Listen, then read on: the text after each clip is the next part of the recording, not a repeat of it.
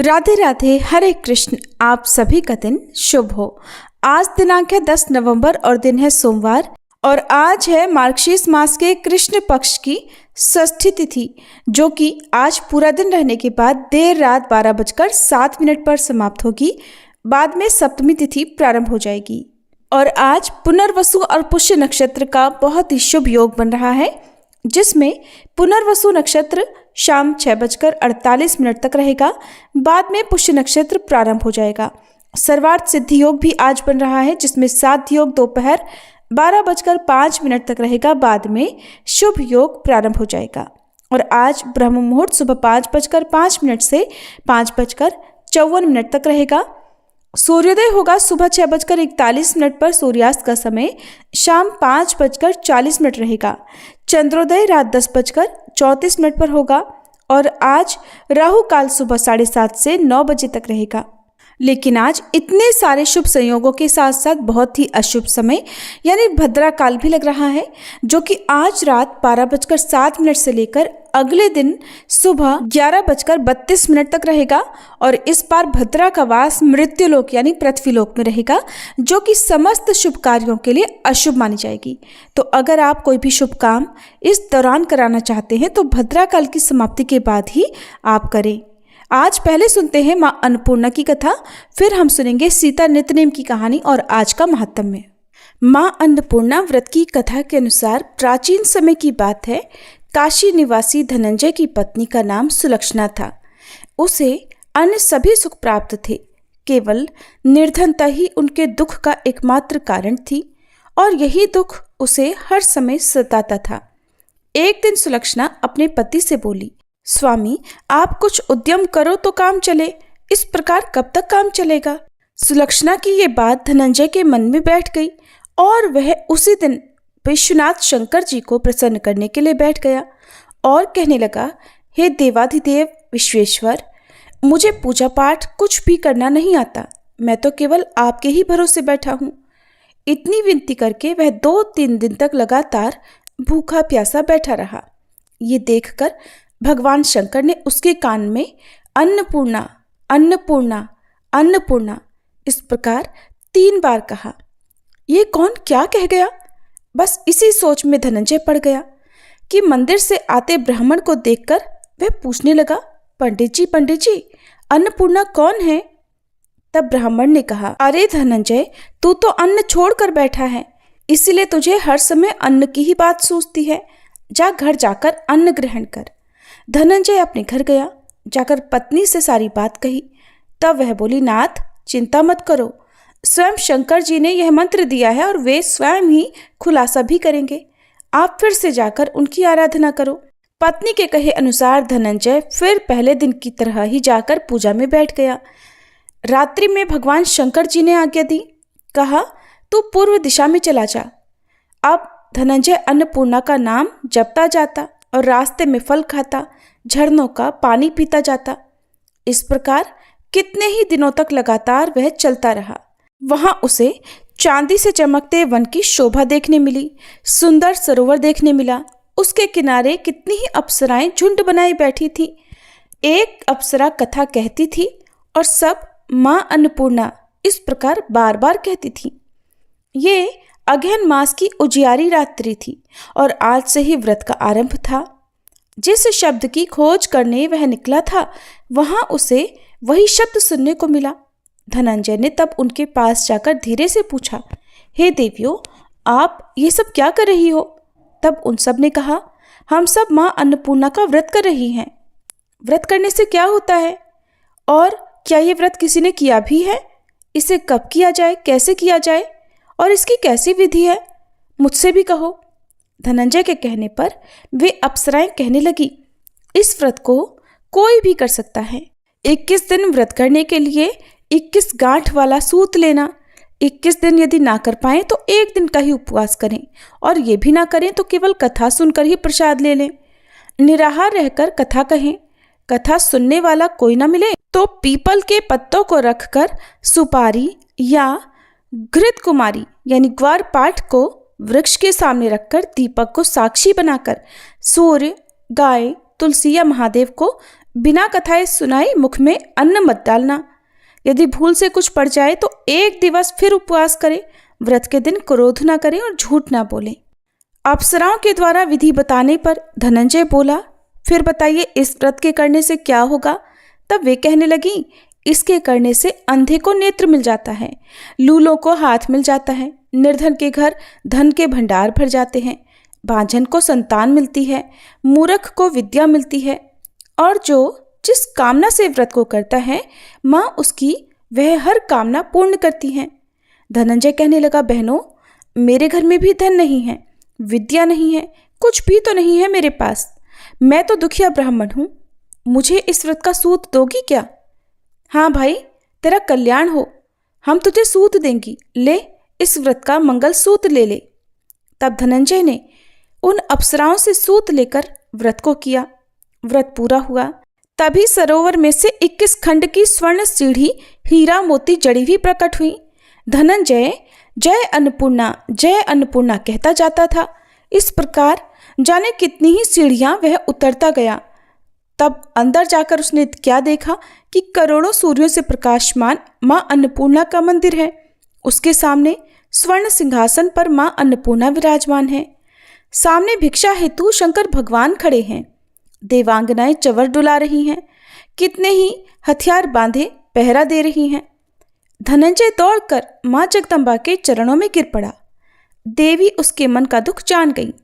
धनंजय हाथ जोड़कर कहने लगा, माता, आप तो अंतर्यामिनी हैं, आपको मैं अपनी दशा भला क्या बताऊं, आप तो सब कुछ जानती हैं। तब माता बोली, तुमने मेरा व्रत किया है, जा, संसार तुम्हारा सत्कार करेगा। माता ने धनंजय की जिह्वा पर बीज मंत्र लिख दिया। अब तो उसके रोम रोम में विद्या प्रकट हो गई। इतने में क्या देखता है कि वह काशी विश्वनाथ के मंदिर में खड़ा है। माँ का वरदान लेकर धनंजय घर आया। अपनी पत्नी सुलक्षणा से सारी बात कही। माता जी की कृपा से उसके घर में धन संपत्ति उमड़ने लगी। छोटा सा घर बहुत बड़ा गिना जाने लगा। जैसे शहद के छत्ते में मक्खियां जमा हो जाती हैं, उसी प्रकार अनेक सगे संबंधी आ आकर उसकी पढ़ाई करने लगे। कहने लगे, इतना धन और इतना बड़ा घर, सुंदर संतान नहीं है तो फिर इस कमाई को कौन भोगेगा? सुलक्षणा से तो कोई संतान हुई नहीं, इसलिए तुम दूसरा विवाह कर लो। अनिच्छा होते हुए भी धनंजय को दूसरा विवाह करना पड़ा और सती सुलक्षणा को सौतन का दुख झेलना पड़ा। इस प्रकार धीरे धीरे दिन बीतते गए। फिर अगहन मास आया। नए बंधन से बंधे पति से सुलक्षणा ने कहलवाया कि इस व्रत के प्रभाव से ही हम सुखी हुए हैं, इस कारण यह व्रत छोड़ना नहीं चाहिए। ये माता जी का प्रताप है जो हम इतने संपन्न और सुखी हुए हैं। सुलक्षणा की बात सुनकर धनंजय उसके यहाँ आया और व्रत में बैठ गया। नई बहू को इस व्रत के बारे में कुछ भी पता नहीं थी। वो तो धनंजय के वापस घर लौटने की राह देख रही थी। दिन बीतते गए और व्रत पूर्ण होने में केवल 3 दिन बाकी थे कि तभी नई बहू को खबर मिल गई। उसके मन में ईर्ष्या की ज्वाला दहक रही थी। वह सुलक्षणा के घर आ धमकी और उसने वहां भगदड़ मचा दी और वह मारे क्रोध के धनंजय को अपने साथ लिवा ले गई। नए घर में धनंजय को थोड़ी देर के लिए निद्रा ने आ दबाया। वह गहरी नींद सो गया और ठीक उसी समय नई बहू ने उसका व्रत का सूत तोड़कर आग में फेंक दिया। अब तो माता जी का कोप जाग गया।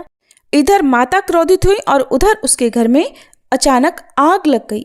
सब कुछ जलकर खाक हो गया। सुलक्षणा जान गई और पति को फिर अपने घर ले आई। नई बहू रूठ कर अपने पिता के घर जा बैठी। पति को परमेश्वर मानने वाली सुलक्षणा बोली, नाथ, घबराना नहीं, माता जी की कृपा अलौकिक है। पुत्र कुपुत्र हो जाता है पर माता कभी कुमाता नहीं होती। इसलिए आप श्रद्धा और भक्ति से आराधना शुरू करो, वे हमारा कल्याण जरूर करेंगी। धनंजय फिर माता के पीछे पड़ गया। फिर वही सरोवर सीढ़ी प्रकट हुई और उसमें वह माँ अन्नपूर्णा कहकर उतर गया। वहां जाकर माता के चरणों में करुण क्रंदन करने लगा, विलाप करने लगा। माता प्रसन्न होकर बोली, ये मेरी स्वर्ण की मूर्ति ले, उसकी पूजा करना तो फिर सुखी हो जाएगा।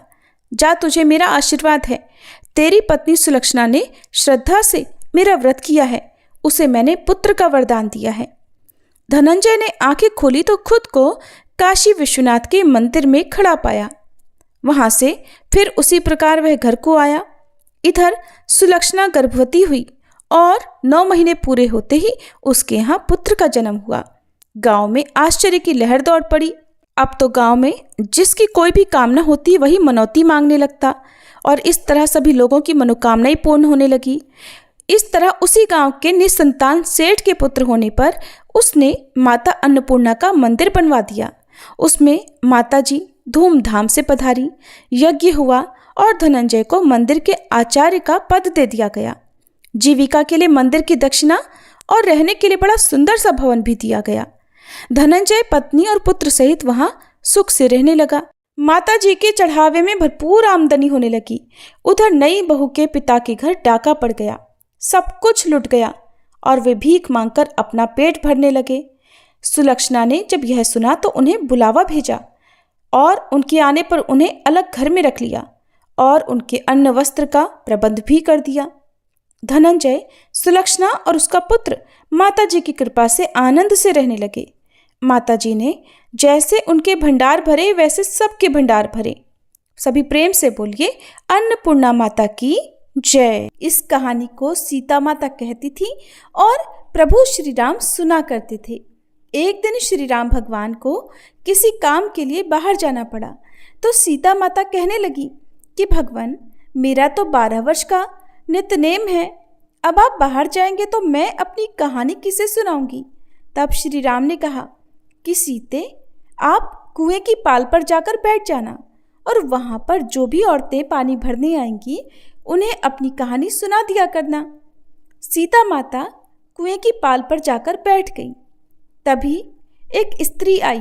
उसने रेशम की जरी की साड़ी पहन रखी थी और सोने का घड़ा ले रखा था। सीता माता उसे देखकर कहने लगी, बहन, मेरा 12 वर्ष का नित्यनेम सुन लो। पर वह स्त्री बोली कि मैं तुम्हारा नित्यनेम सुनूंगी तो मुझे तो घर जाने में देर हो जाएगी और मेरी सास मुझसे झगड़ा करेगी। इसलिए उसने कहानी नहीं सुनी और अपने घर चली गई। लेकिन उसके घर जाते ही उसकी रेशम जरी की साड़ी फट गई। सोने का घड़ा मिट्टी के घड़े में बदल गया। सासू ने देखा तो पूछा, अरे बहू, ये किसका दोष अपने सिर लेकर आ गई है। बहू बोली, माँ जी, कुएं पर एक औरत बैठी थी। उसने अपनी कहानी सुनने के लिए कहा, लेकिन मैंने नहीं सुनी। शायद उसी का ये फल मुझे मिला है। बहू की बात सुनकर अगले दिन वही साड़ी और वही घड़ा लेकर सास कुएं की पाल पर गई। सास को वहीं पर सीता माता बैठी मिली तो माता सीता ने कहा, बहन, मेरी कहानी सुन लीजिए। सासू बोली, एक बार छोड़, मैं तो 4 बार कहानी सुन लूंगी। तब सीता माता बोली, राम आए लक्ष्मण आए, देश के पुजारी आए, नित नेम का नेम लाए, आओ राम बैठो राम, तपी रसोई जीमो राम, माखन मिश्री खाओ राम, दूध पताशा पियो राम, सूत के पलका मोठो राम, शाल दुशाला पोठो राम, शाल दुशाला ओढ़ो राम, जब बोलूं राम ही राम, राम सवारे सबके काम, खाली घर भंडार भरेंगे, सबका बेड़ा पार करेंगे। श्री राम जय जय राम। सासू बोली, बहन, कहानी तो बहुत अच्छी लगी। फिर कहानी सुनकर सासू घर चली गई और उसकी साड़ी फिर से रेशम जरी की बन गई। मिट्टी का घड़ा भी फिर वापस से सोने के घड़े में बदल गया।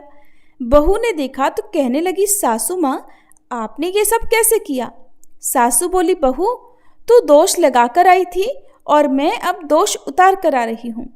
बहू ने पूछा कि माँ जी, वह कुएं वाली स्त्री कौन है। सासू ने बताया कि वह तो सीता माता थी। वो पुराने से नया कर देती हैं, खाली घर में भंडार भर देती हैं। वह लक्ष्मी जी का वास घर में कर देती हैं और मनुष्य की जो भी इच्छा हो उसे पूर्ण कर देती हैं। बहू बोली, माँ जी, फिर तो ऐसी कहानी मुझे भी सुना दो। सास बोली कि ठीक है, तुम भी सुनो।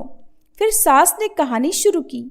राम आए लक्ष्मण आए, देश के पुजारी आए, नित नेम का नेम लाए, आओ राम बैठो राम, तपी रसोई जीमो राम, माखन मिश्री खाओ राम, दूध बताशा पियो राम, सूत के पलका मोठो राम, शाल दुशाला पोठो राम, शाल दुशाला ओढ़ो राम। जब बोलूं राम ही राम, राम सवारे सबके काम। खाली घर भंडार भरेंगे, सबका बेड़ा पार करेंगे। बोलो श्री राम जय जय राम। कहानी सुनकर बहू बोली, माँ जी कहानी तो बहुत अच्छी है। सासू ने कहा, ठीक है, अब से हम इस कहानी को रोज किया करेंगे। अब सास बहू रोज सवेरे उठती, नहाती धोती और पूजा करने के बाद नित्य नेम की सीता माता की कहानी कहती। एक दिन की बात है, उनके यहाँ पड़ोस की एक औरत आई और बोली कि बहन जरा सी आँच तो देना। तो बहू बोली कि आँच तो अभी हमने जलाई ही नहीं। पड़ोसन बोली, तो फिर तुम सुबह 4 बजे से उठकर क्या कर रही हो? तो उन्होंने कहा कि हम तो सुबह सुबह उठकर पूजा करते हैं, फिर सीता माता की नित्य नेम की कहानी कहते हैं। पड़ोसन ने उनकी बात सुनकर फिर कहा कि सीता माता की कहानी कहने से तुम्हें क्या मिला? तब वे दोनों बोली कि सीता माता की कहानी कहने से घर में भंडार भर जाते हैं, सारे काम पूर्ण हो जाते हैं, मन की इच्छा भी पूरी होती है। पड़ोसन ने कहा, बहन अगर ऐसा है तब तो फिर मुझे भी कहानी सुना दो। तब बहू बोली कि ठीक है, तुम भी ये कहानी सुन लो। राम आए लक्ष्मण आए, देश के पुजारी आए, नित नेम का नेम लाए। आओ राम बैठो राम, तपी रसोई जीमो राम। माखन मिश्री खाओ राम, दूध बताशा पियो राम। सूत के पल का मोठो राम, शाल दुशाला पोठो राम। शाल दुशाला ओढ़ो राम। जब बोलूं राम ही राम, राम सवारे सबके काम। खाली घर भंडार भरेंगे, सबका बेड़ा पार करेंगे। श्री राम जय जय राम। पड़ोसन ने इस कहानी को सुना तो कहने लगी, बहन कहानी तो बहुत अच्छी लगी। अब वह पड़ोसन भी नित्यनेम सीता माता की कहानी कहने लगी। कहानी कहने से सीता माता ने पड़ोसन के भी धन के भंडार भर दिए। देखते ही देखते अब तो पूरे मोहल्ले में नित्यनेम की कथा चल पड़ी और हर किसी की मनोकामना पूर्ण होने लगी। हे सीता माता, जैसे आपने उन सभी के भंडार भरे, वैसे ही हमारे भी भरना। कहानी कहने वाले, सुनने वाले और हुंकार भरने वाले सबके भरना। सभी प्रेम से बोलिए, सीता मैया की जय। देवर्षि नारद ने मुनिवर श्री नारायण से कहा कि हे ब्राह्मण, मैंने अत्यंत अद्भुत संपूर्ण उपाख्यानों को सुन लिया। अब दुर्गा जी के उत्तम उपाख्यान को भी सुनना चाहता हूँ। वेद की कौथुमी शाखा में जो दुर्गा, नारायणी, ईशाना, विष्णुमाया, शिवा, सती, नित्या, सत्या, भगवती, सर्वाणी, सर्वमंगला, अंबिका, वैष्णवी, गौरी, पार्वती और सनातनी, ये 16 नाम बताए गए हैं, वे सबके लिए कल्याणदायक हैं। वेद वेत्ताओं में श्रेष्ठ नारायण इन 16 नामों का जो उत्तम अर्थ है वो सबको अभीष्ट है। उसमें सर्वसम्मत वेदोक्त अर्थ को आप बतलाइए। पहले किसने दुर्गा जी की पूजा की है, फिर दूसरी, तीसरी और चौथी बार किन किन लोगों ने उनका सभी जगह पूजन किया है? तब श्री नारायण जी कहने लगे, हे देवर्षि, भगवान विष्णु ने वेद में इन 16 नामों का अर्थ किया है। महामुने, अब देवी का वेदोक्त उपाख्यान भी सुनो। पहल परमात्मा श्री कृष्ण ने सृष्टि के आदिकाल में गोलोकवर्ती वृंदावन के रास मंडल में देवी की पूजा की थी। दूसरी बार मधु और कैटभ से भय प्राप्त होने पर ब्रह्मा जी ने उनकी पूजा की। तीसरी बार त्रिपुरारी महादेव ने त्रिपुर से प्रेरित होकर देवी का पूजन किया था। चौथी बार पहले दुर्वासा के शाप से राज्य लक्ष्मी से भ्रष्ट हुए देवराज इंद्र ने भक्ति भाव के साथ देवी भगवती सती की आराधना की थी। तब से मुनींद्रों, सिद्धेंद्रों, देवताओं और श्रेष्ठ महर्षियों द्वारा संपूर्ण विश्व में सब ओर सदा देवी की पूजा होने लगी।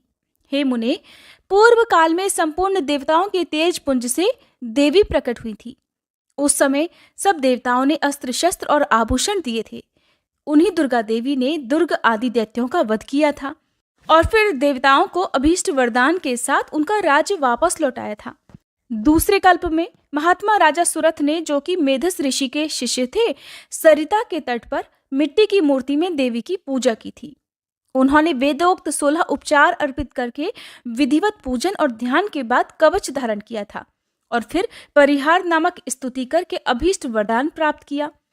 इसी तरह उस सरिता के तट पर उसी मृणमयी मूर्ति में एक वैश्य ने भी देवी की पूजा करके मोक्ष को प्राप्त किया था। राजा और वैश्य ने अपनी आंखों से आंसू बहाते हुए दोनों हाथ जोड़कर देवी की स्तुति की और फिर उनकी उस मृण्मयी प्रतिमा का नदी के निर्मल गंभीर जल में विसर्जन कर दिया। वैसी मृण्मयी प्रतिमा को जलमग्न हुई देखकर राजा और वैश्य दोनों रो पड़े। फिर वहां से वो कहीं और चले गए। वैश्य ने देह त्याग करके जन्मांतर में पुष्कर तीर्थ में दुष्कर तपस्या की और दुर्गा देवी के वरदान से वे गोलोक धाम में चले गए। राजा अपने निष्कंटक राज्य को लौट गए और वहां सभी के आदरणीय होकर बलपूर्वक शासन करने लगे। उन्होंने 60,000 वर्षों तक राज्य का भोग किया।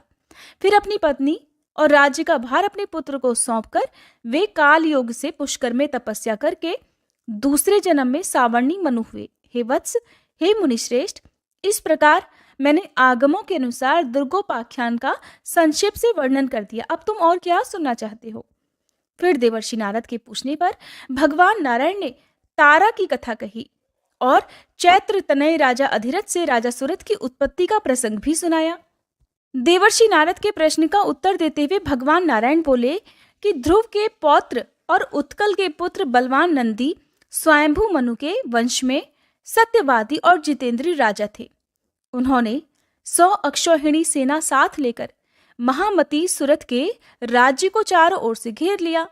नारद, दोनों पक्षों में पूरे 1 वर्ष तक लगातार युद्ध होता रहा। अंत में चिरंजीवी वैष्णव नरेश नंदी ने सुरथ पर विजय प्राप्त कर ली। नंदी ने उन्हें राज्य से बाहर कर दिया। इस तरह भयभीत राजा सुरथ रात में अकेले घोड़े पर सवार होकर घने वन में चले गए। वहां भद्रा नदी के तट पर उनकी एक वैश्य से भेंट हुई। मुने उन दोनों ने परस्पर बंधु भाव की स्थापना की। वे दोनों मित्र हो गए, उनमें बड़ा प्रेम हो गया। राजा वैश्य के साथ मेधस के आश्रम पर गए। भारत में सत्पुरुषों के लिए जो दुष्कर पुण्य क्षेत्र है, उस पुष्कर में जाकर राजा ने उन महातेजस्वी मुनि का दर्शन किया। मेधस जी अपने शिष्यों को परम दुर्लभ ब्रह्म तत्व का उपदेश दे रहे थे। राजा और वैश्य ने भी मस्तक झुकाकर उन मुनि श्रेष्ठ को प्रणाम किया। मुनि ने उन दोनों अतिथियों का आदर किया और उन्हें आशीर्वाद दिया। फिर अलग अलग उन दोनों का कुशल मंगल, जाति और नाम पूछा। राजा सुरथ ने उन मुनीश्वर को बारी बारी से उनके प्रश्नों का उत्तर दिया। राजा सुरथ बोले, हे ब्राह्मण, मैं राजा सुरथ हूँ और मेरा जन्म चैत्र वंश में हुआ है। इस समय बलवान राजा नंदी ने मुझे अपने राज्य से निकाल दिया है। अब मैं कौन सा उपाय करूं कि इस प्रकार पुनः अपने राज्य पर अपना अधिकार प्राप्त कर सकूं? हे मुनिवर, आप ये बताइए। हे महाभाग, हे मुने, मैं तो आपकी ही शरण में आया हूँ। ये समाधि नामक वैश्य है और ये बड़ा धर्मात्मा है। फिर भी दैववश इसके स्त्री पुत्रों ने धन के लालच से इसको घर से बाहर निकाल दिया है। इसका अपराध तो बस इतना ही है कि यह स्त्री पुत्रों और बंधु बांधवों के मना करने पर भी प्रतिदिन ब्राह्मणों को प्रचुर धन और रत्न दान में दिया करता था। इसी से क्रोध में आकर उन लोगों ने इसे घर से निकाल दिया। फिर जब उन लोगों को दुख हुआ तो वो इसे ढूंढते हुए यहाँ आए हैं, परंतु ये पवित्र, ज्ञानी और विरक्त वैश्य अब उनके आग्रह करने पर भी घर को नहीं लौटना चाहता। तब इसके पुत्र भी पितृशोक से संतप्त होकर सभी कर्मों से विरक्त हो गए और सारा धन ब्राह्मणों को देकर घर छोड़कर वन को चले गए। श्री हरि का परम दुर्लभ दास से प्राप्त हो, यही इस वैश्य का अब अभीष्ट मनोरथ हो गया है। इस निष्काम वैश्य को ये अभीष्ट वस्तु कैसे प्राप्त होगी? हे मुनिवर, आप कृपया विस्तार पूर्वक बताने की कृपा करें। तब श्री मेधस ने कहा, राजन, निर्गुण परमात्मा श्री कृष्ण की आज्ञा से दुर्लंघित त्रिगुणमयी विष्णु माया सभी विश्व को अपनी माया से ढक देती है। वह कृपामयी देवी जिन धर्मात्मा पुरुषों पर कृपा करती है, उन्हें दया करके परम दुर्लभ श्री कृष्ण भक्ति प्रदान करती है। राजन, परंतु जिन मायावी पुरुषों पर विष्णु माया दया नहीं करती, उन दुर्गतिग्रस्त जीवों को माया द्वारा ही मोहजाल से बांध देती है। राजन, मैं प्रचेता का पुत्र और ब्रह्मा जी का पौत्र हूँ और भगवान शंकर से ज्ञान प्राप्त करके परमात्मा श्री कृष्ण का भजन करता हूँ। महाराज, नदी के तट पर जाओ और सनातनी दुर्गा का भजन करो। तुम्हारे मन में राज्य की कामना है, इसलिए वे देवी तुम्हें आवरणी बुद्धि प्रदान करेंगी और इस निष्काम वैष्णव वैश्य को वे कृपामयी वैष्णवी देवी शुद्ध विवेचना बुद्धि देंगी। ऐसा कहकर कृपा निधान मुनिवर मेधस ने उन दोनों को दुर्गा जी की पूजन विधि, स्तोत्र, कवच और मंत्र का उपदेश दिया। वैश्य ने उन कृपामयी देवी की आराधना करके मोक्ष प्राप्त कर लिया और राजा को फिर अपना अभीष्ट राज्य, मनु का पद और मनोवांछित परम ऐश्वर्य प्राप्त हो गया। इस प्रकार मैंने सुखद, सारभूत और मोक्षदायक परम उत्तम दुर्गा जी का उपाख्यान पूर्ण रूप से सुना दिया। हे देवर्षि, अब तुम और क्या सुनना चाहते हो? देवर्षि नारद ने पूछा, भगवान, जो सर्वोत्कृष्ट मूढ़ों के लिए ज्ञान की वृद्धि कराने वाला तथा अमृत का उत्तम सागर है, उसे तो मैंने सुन लिया। अब मैं गणेश खंड को, जो मनुष्यों के संपूर्ण मंगलों का भी मंगल स्वरूप और गणेश जी के जन्म वृतांत से भी परिपूर्ण है, उसे सुनना चाहता हूँ। जगदीश्वर, भला पार्वती जी के शुभ उदर से सुरश्रेष्ठ गणेश जी की उत्पत्ति कैसे हुई? किस प्रकार पार्वती देवी ने ऐसे पुत्र को प्राप्त किया? गणेश जी किस देवता के अंश से उत्पन्न हुए थे? उन्हें जन्म क्यों लेना पड़ा? वे अयोनिज थे, अर्थात खुद ही प्रकट हुए थे, या किसी योनि से उत्पन्न हुए थे? उनका ब्रह्म तेज कैसा था? उनमें कितना पराक्रम था? उनकी तपस्या कैसी थी? वे कितने ज्ञानी थे और उनका यश कितना निर्मल था? जगदीश्वर नारायण, शंभु और ब्रह्मा के रहते हुए संपूर्ण विश्व में सबसे पहले उनकी ही पूजा क्यों होती है? वे हाथी के मुख वाले, एकदंत और विशाल तोंद वाले कैसे हो गए? महाभाग, पुराणों में उनके रहस्यमय जन्म वृतांत का वर्णन किया गया है। कृपया आप उस परम मनोहर और अत्यंत विस्तृत चरित्र को पूर्ण रूप से कहिए, क्योंकि उसे सुनने के लिए मुझे परम कौतूहल हो रहा है। तब श्री नारायण कहने लगे, नारद, मैं उस परम अद्भुत रहस्य का वर्णन करता हूँ, सुनो। वह पाप संताप का हरण करने वाला, संपूर्ण विघ्नों का नाश करने वाला, सभी तरह के मंगलों को देने वाला, सार रूप और सभी पापों का नाश करने वाला है। दैत्यों द्वारा पीड़ित हुए देवताओं की तेजो राशि से उत्पन्न हुई देवी ने दैत्य समुदाय का संहार कर डाला था। फिर वे दक्ष की कन्या होकर प्रकट हुई थी। उस समय उन देवी का नाम सती था। उन्होंने अपने स्वामी अर्थात शिव जी की निंदा होने के कारण योग धारणा द्वारा अपने शरीर का परित्याग कर दिया था और फिर शैलराज की परम प्रिय पत्नी मैना के पेट से जन्म लिया। पर्वतराज ने उन पार्वती जी का विवाह शंकर जी के साथ कर दिया। तब महादेव जी उन्हें अपने साथ लेकर निर्जन वन में चले गए। वहां बहुत लंबे समय तक शंकर जी पार्वती जी का विहार चलता रहा। जब देवताओं ने आकर विहार से विरत होने के लिए उनसे प्रार्थना की, तब भगवान शंकर विरत हो गए। उस समय महादेव जी का शुक्र भूमि पर गिर पड़ा, जिससे स्कंद कार्तिकेय उत्पन्न हुए। तब पार्वती जी ने शंकर जी से एक श्रेष्ठ पुत्र के लिए प्रार्थना की। तब महादेव जी ने कहा, हे पार्वती, मैं उपाय बताता हूँ, सुनो। उस उपाय से तुम्हारा परम कल्याण होगा, क्योंकि त्रिलोकी में उपाय करने से ही कार्य की सिद्धि होती है। मैं तुमसे जिस उपाय का वर्णन करूंगा वह संपूर्ण अभीष्ट सिद्धि का बीज रूप, परम मंगलदायक और मन को हर्ष प्रदान करने वाला है। देवी, तुम श्रीहरि की आराधना करके व्रत आरंभ करो। 1 वर्ष तक तुम्हें इस व्रत का पालन करना होगा। इस व्रत का नाम पुण्यक है। यह महाकठोर बीज कल्पतरु के समान अभीष्ट सिद्ध करने वाला, उत्कृष्ट, सुखदायक, पुण्यदाता, सार रूप और समस्त संपत्तियों को देने वाला है। प्रिय, जैसे नदियों में गंगा, देवताओं में श्रीहरि, वैष्णवों में शिव, देवियों में तुम, वर्णों में ब्राह्मण, तीर्थों में पुष्कर, पुष्पों में पारिजात, पत्रों में तुलसी दल, पुण्य प्रदान करने वालों में एकादशी तिथि, वारों में पुण्यप्रद रविवार, मासों में मार्गशीर्ष, ऋतुओं में वसंत, वत्सरों में संवत्सर, युगों में कृतयुग, पूजनियों में विद्या पढ़ाने वाले गुरु, गुरुजनों में माता, धनों में रत्न, प्रियजनों में पति, बंधुजनों में पुत्र, वृक्षों में कल्पतरु, फलों में आम का फल, वर्षों में भारतवर्ष, वनों में वृंदावन, स्त्रियों में शतरूपा, पुरियों में काशी, तेजस्वियों में सूर्य, सुखदाताओं में चंद्रमा, रूपवानों में कामदेव, शास्त्रों में वेद, सिद्धों में कपिल मुनि, बानरों में हनुमान, क्षेत्रों में ब्राह्मण का मुख, यश प्रदान करने वालों में विद्या और मनोहारिणी कविता, व्यापक वस्तुओं में आकाश, शरीर के अंगों में नेत्र, विभवों में हरि कथा, सुखों में हरि का ध्यान, स्पर्शों में पुत्र का स्पर्श, हिंसकों में दुष्ट, पापों में झूठ बोलना, तपस्वियों में ब्रह्मा, भक्ष्य वस्तुओं में अमृत, अन्नों में धान, पवित्र करने वालों में जल, शुद्ध पदार्थों में अग्नि, तेजस वस्तुओं में स्वर्ण, मीठे पदार्थों में प्रिय भाषण, पक्षियों में गरुण, हाथियों में देवराज इंद्र का वाहन ऐरावत, योगियों में कुमार अर्थात सनत कुमार आदि, देवर्षियों में नारद, गंधर्वों में चित्ररथ, बुद्धिमानों में बृहस्पति, श्रेष्ठ कवियों में शुक्राचार्य जी, काव्यों में पुराण, सोतों में समुद्र, क्षमाशीलों में पृथ्वी, लाभों में मुक्ति, संपत्तियों में हरि भक्ति, पवित्रों में वैष्णव, वर्णों में ओंकार, मंत्रों में विष्णु मंत्र,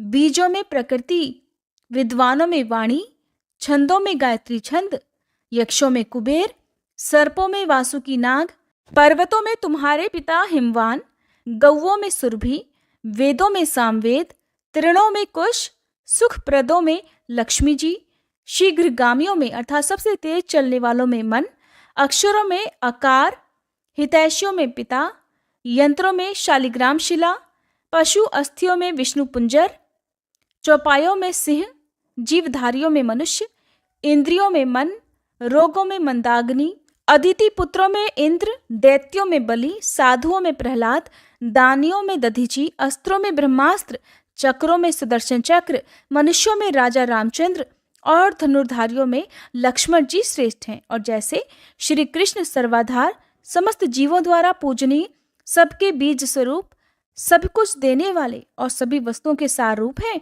उसी प्रकार यह पुण्यक व्रत संपूर्ण व्रतों में श्रेष्ठ है। इसलिए हे महाभागे, तुम इस व्रत का अनुष्ठान करो। ये तीनों लोकों में अत्यंत दुर्लभ है। इस व्रत के पालन से ही तुम्हें संपूर्ण वस्तुओं का सार रूप पुत्र प्राप्त होगा। इस व्रत के द्वारा संपूर्ण प्राणियों के मनोरथ सिद्ध करने वाले श्री कृष्ण की आराधना की जाती है, जिनके सेवन से, जिनके दर्शन से मनुष्य अपने करोड़ों पितरों के साथ मुक्त हो जाता है। जो मनुष्य विष्णु मंत्र ग्रहण करके श्री हरि की सेवा करता है, वह भारतवर्ष में अपने जन्म धारण को सफल कर देता है। वह अपने पूर्वजों का उद्धार करके निश्चय ही वैकुंठ लोक में जाता है और श्री कृष्ण का पार्षद होकर सुखपूर्वक आनंद का उपभोग करता है। वह भक्त अपने भाई, बंधु बांधव, भृत्य, संगी, साथी और अपनी पत्नी का उद्धार करके श्री हरि के परम पद को प्राप्त हो जाता है। इसलिए हे गिरिजे, तुम भी इस परम दुर्लभ विष्णु मंत्र को ग्रहण करो और उस व्रत काल में इसी मंत्र का जप करो, क्योंकि यह पितरों की मुक्ति का कारण है। ऐसा कहकर भगवान शंकर गिरिजा जी के साथ तुरंत ही गंगा तट पर गए और उन्होंने प्रसन्नता पूर्वक कवच और स्तोत्र सहित मनोहर विष्णु मंत्र पार्वती जी को सुनाया। फिर उन्होंने पार्वती जी से पूजा की विधि और नियमों का भी वर्णन किया, जिसका वृतांत आप सभी अगले अध्याय में सुनिएगा। अब सुनिए श्री कृष्ण चालीसा पाठ।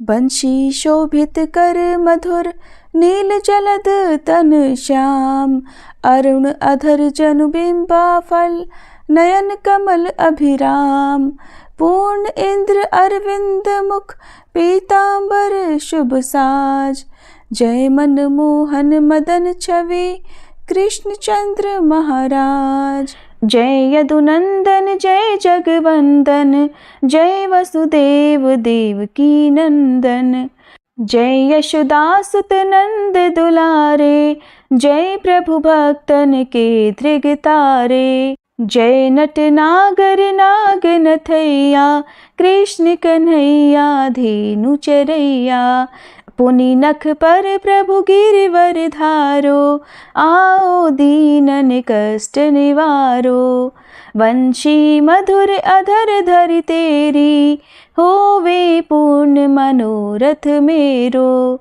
आओ हरि पुनि माखन चाखो, आज लाज भारत की राखो, गोल कपोल चिबुक अरुणारे, मृदु मुस्कान मोहिनी डारे, रंजित राजीव नयन विशाला, मोर मुकुट वैजंती माला, कुंडल श्रवण पीत पट आछे, कटी किंकणी काछन काछे, नील जलज सुंदर तन सोहे, छवि लखि सुर नर मुनि मन मोहे, मस्तक तिलक अलक घुंघराले, आओ कृष्ण बांसुरी वाले, करी पये पान पूत नहीं तार्यो, अका बका कागा सुर मार्यो। मधुवन जलत अग्नि जब ज्वाला, भय शीतल लखित ही नंद लाला। सुरपति जब ब्रज चढ़ियो रिसाई, मसूर धार वारी वर्षाई। लगत लगत ब्रज चहन बहायो, गोवर्धन नख धारी बचायो। लखी यशोदा मन भ्रम अधिकाई, मुख मह 14 भुवन दिखाई। दुष्ट कंस अति उधम मचायो, कोटि कमल जब फूल मंगायो।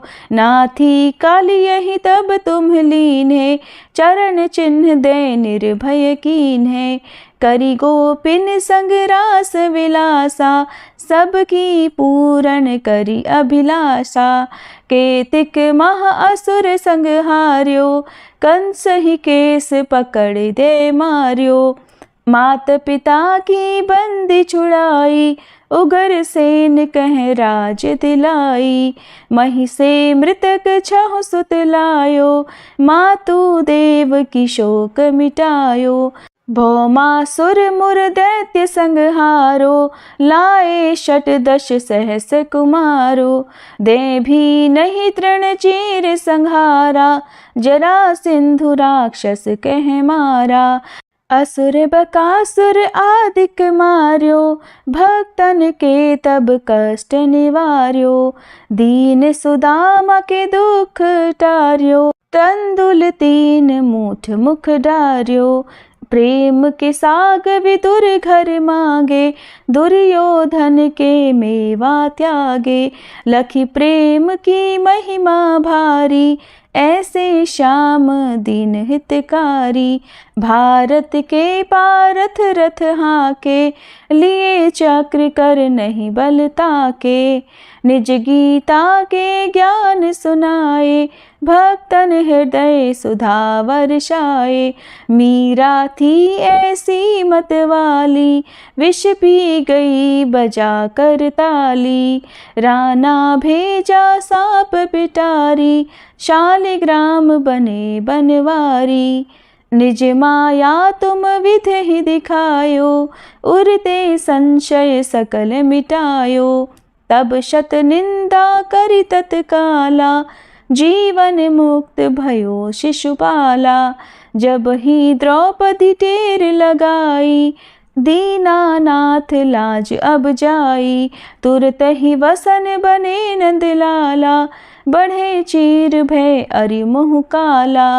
असनाथ के नाथ कन्हैया, डूबत भंवर बचावत नैया। सुंदर दास आस उरधारी, दया दृष्टि की जय बनवारी। नाथ सकल मम कुमति निवारो, क्षमहु बेगी अपराध हमारो।